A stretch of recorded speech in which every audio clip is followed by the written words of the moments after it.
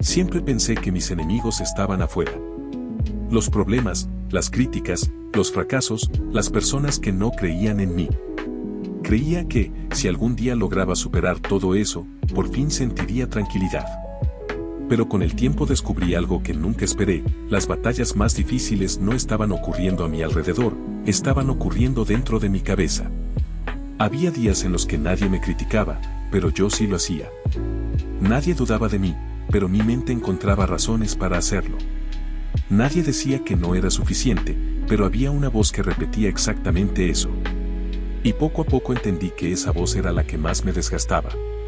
Era curioso: si un amigo cometía un error, yo podía comprenderlo, podía decirle que todos se equivocan, que todavía tenía oportunidades, que un mal momento no definía toda su vida. Pero cuando el error era mío, las reglas cambiaban. Entonces aparecían pensamientos como: deberías haberlo hecho mejor, siempre arruinas las cosas, ¿cómo no lo viste venir? Era como si mi mente esperara de mí una perfección que jamás le exigiría a otra persona. Y cuanto más intentaba demostrarme que estaba equivocado, más argumentos encontraba esa voz. Era una discusión imposible de ganar, porque estaba peleando contra alguien que conocía todos mis miedos, todos mis errores, todas mis inseguridades. Conocía exactamente dónde atacar. Durante mucho tiempo pensé que la solución era callar esa voz, obligarla a desaparecer. Pero descubrí que eso solo hacía que regresara con más fuerza. Entonces probé algo diferente. En lugar de preguntarme si esa voz existía, empecé a preguntarme si siempre tenía razón. Y muchas veces la respuesta era no. Porque una cosa es tener un pensamiento, y otra muy distinta es convertir ese pensamiento en una verdad. Esa diferencia cambió muchas cosas para mí. Comprendí que mi mente podía generar dudas sin que esas dudas definieran quién era. Podía imaginar el peor escenario sin que ese escenario fuera inevitable. Podía criticarme sin que todas esas críticas fueran justas. Desde entonces sigo teniendo días en los que mi mente parece querer complicarlo todo, pero ya no le entrego el control tan fácilmente. Con el tiempo comprendí que esa voz interior no era un enemigo externo, sino una parte de mí que había aprendido a hablar en un idioma de miedo y exigencia. Era como un eco de todas las inseguridades acumuladas, de las expectativas que nunca se cumplían, de los errores que se repetían en mi memoria como si fueran pruebas irrefutables de mi insuficiencia. Y lo más curioso era que esa voz no necesitaba que nadie más la alimentara, bastaba con mi propia duda para que creciera. Me di cuenta de que la mente tiene una habilidad extraordinaria para construir escenarios que parecen reales, aunque solo existan en el pensamiento. Podía imaginar un fracaso antes de que ocurriera y sentir la misma angustia que si ya hubiera sucedido. Podía inventar críticas que nadie había pronunciado y aún así sentirme herido. Podía repetir frases que jamás le diría a otra persona, pero que me parecía justo dirigir hacia mí. Esa capacidad de crear mundos internos era poderosa, pero también peligrosa cuando no sabía distinguir entre lo que era un pensamiento y lo que era una verdad. Fue entonces cuando empecé a observar esa voz con más distancia. En lugar de pelear contra ella, intenté escucharla como quien escucha a alguien que está asustado. Porque entendí que muchas veces esa voz no quería destruirme, sino protegerme. Me advertía de errores, me recordaba fracasos, me señalaba riesgos. El problema era que lo hacía de una manera tan dura, tan implacable, que terminaba paralizándome en lugar de ayudarme. Aprendí que no podía silenciarla por completo, pero sí podía cuestionarla. Podía preguntarme: ¿esto que estoy pensando es un hecho o solo una interpretación? ¿Es una verdad absoluta o una posibilidad entre muchas? ¿Es una crítica justa o simplemente un reflejo de mi miedo? Y en esas preguntas encontré un espacio de libertad. Porque descubrí que no todo lo que pienso merece convertirse en sentencia. Ese cambio fue como abrir una ventana en una habitación oscura. La voz seguía allí, pero ya no ocupaba todo el espacio. Podía escucharla sin obedecerla, podía reconocerla sin dejar que definiera quién era. Y poco a poco, esa distancia me permitió recuperar confianza en mí mismo. No porque la voz desapareciera, sino porque aprendí a convivir con ella sin entregarle el control. Con el tiempo descubrí que la batalla más dura no era contra esa voz, sino contra la forma en que yo la interpretaba.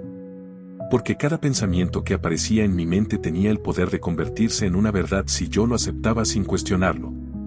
Y durante años lo hice, cada crítica interna se transformaba en sentencia, cada duda en certeza, cada miedo en destino. Era como vivir bajo un tribunal invisible que dictaba juicios sin escuchar defensa alguna. Pero poco a poco entendí que esa voz no era un juez, sino un reflejo. Un reflejo de mis inseguridades, de mis experiencias pasadas, de las heridas que nunca había sanado. Y cuando empecé a verla de esa manera, algo cambió. Ya no era un enemigo absoluto, sino una parte de mí que necesitaba ser comprendida.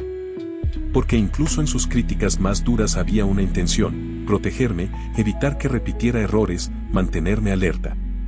El problema era que lo hacía con un lenguaje cruel, incapaz de reconocer mis avances, mis logros, mis esfuerzos.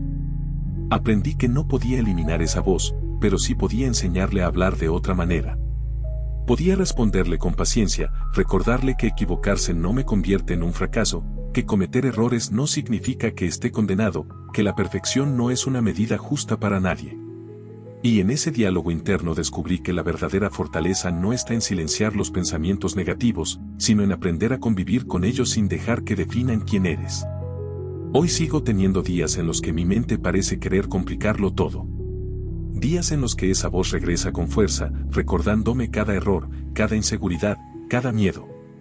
Pero ya no le entrego el control tan fácilmente. Porque entendí que escuchar todos mis pensamientos como si fueran hechos era como dejar que un juez dictara sentencias sin escuchar todas las pruebas. Y yo sé que mi historia no puede reducirse a un solo error, a una sola crítica, a una sola duda. El verdadero cambio comenzó cuando dejé de pelear contra mi mente y empecé a aprender a entenderla. Porque descubrí que no siempre era mi enemiga. Muchas veces solo estaba intentando protegerme, aunque eligiera la forma equivocada de hacerlo. Y cuando empecé a reconocer esa intención, la relación cambió. Ya no era una guerra constante, sino un diálogo imperfecto, pero necesario. Cuando empecé a comprender que mi mente no era un enemigo absoluto, sino una parte de mí que necesitaba ser escuchada, todo cambió. Durante años había intentado callarla, como si el silencio pudiera borrar las dudas. Pero descubrí que esa estrategia solo la hacía más fuerte, más insistente, más ruidosa. Era como intentar contener el mar con las manos: cuanto más me resistía, más me arrastraba. Entonces decidí probar algo distinto. En lugar de luchar contra cada pensamiento, empecé a observarlos. Me di cuenta de que no todos tenían el mismo peso, que algunos eran simples reflejos del miedo, otros eran advertencias exageradas, y unos pocos eran recordatorios útiles. Esa distinción me permitió recuperar control. Porque entendí que un pensamiento no es una verdad, sino una posibilidad. Y que yo tenía el poder de decidir cuáles merecían atención y cuáles podían dejarse pasar como nubes en el cielo. Fue un proceso lento, lleno de tropiezos. Había días en los que la voz interna parecía más fuerte que nunca, recordándome cada error, cada inseguridad, cada momento en el que había fallado. Pero también había días en los que lograba responderle con calma, recordándome que equivocarse no me convertía en un fracaso, que la perfección no era una medida justa, que incluso en mis caídas había aprendizaje. Y en esos días sentía una paz que nunca había conocido antes. Comprendí que mi mente no siempre estaba intentando destruirme. Muchas veces solo quería protegerme, aunque eligiera la forma equivocada de hacerlo. Me mostraba escenarios negativos para que estuviera preparado, me recordaba errores para que no los repitiera, me señalaba riesgos para que no me confiara demasiado. El problema era que lo hacía con un lenguaje cruel, incapaz de reconocer mis avances, mis logros, mis esfuerzos. Ese descubrimiento me llevó a un nuevo aprendizaje: no se trata de eliminar la voz interna, sino de aprender a dialogar con ella. De reconocer su intención sin aceptar su dureza. De escucharla sin obedecerla ciegamente. Y en ese diálogo encontré una forma de reconciliación. Porque entendí que la verdadera fortaleza no está en silenciar los pensamientos negativos, sino en aprender a convivir con ellos sin dejar que definan quién eres. Descubrí que la mente, cuando no se le pone límites, puede convertirse en un escenario interminable de juicios y acusaciones. Es como si llevara dentro un tribunal que nunca descansa, dispuesto a señalar cada error, cada duda, cada inseguridad. Y lo más desgastante no era la crítica en sí, sino la repetición constante, la insistencia con la que esa voz me recordaba lo que ya sabía. Era como vivir con un eco que nunca se apagaba. Pero poco a poco entendí que no se trataba de eliminar ese tribunal, sino de aprender a cuestionar sus veredictos. Porque cada pensamiento que aparecía en mi mente no era una verdad absoluta, sino una interpretación. Y cuando empecé a verlos como interpretaciones, la carga se volvió más ligera. Podía reconocer que mi mente exageraba, que inventaba escenarios, que confundía posibilidades con certezas. Esa distancia me dio libertad. Aprendí que no todos los pensamientos merecen convertirse en hechos. Que puedo escucharlos sin obedecerlos, reconocerlos sin dejar que definan quién soy. Y en ese proceso descubrí que la mente también puede ser aliada. Porque incluso en sus críticas más duras había una intención: protegerme, mantenerme alerta, evitar que repitiera errores. El problema era que lo hacía con un lenguaje cruel, incapaz de reconocer mis avances. Fue entonces cuando decidí cambiar la forma en que respondía. En lugar de pelear contra cada pensamiento, empecé a dialogar con ellos. Les recordaba que equivocarse no me convierte en un fracaso, que cometer errores no significa que esté condenado, que la perfección no es una medida justa para nadie. Y en ese diálogo interno encontré una paz inesperada. Porque comprendí que la verdadera fortaleza no está en silenciar la mente, sino en aprender a convivir con ella. Hoy sigo teniendo días en los que mi mente parece querer complicarlo todo.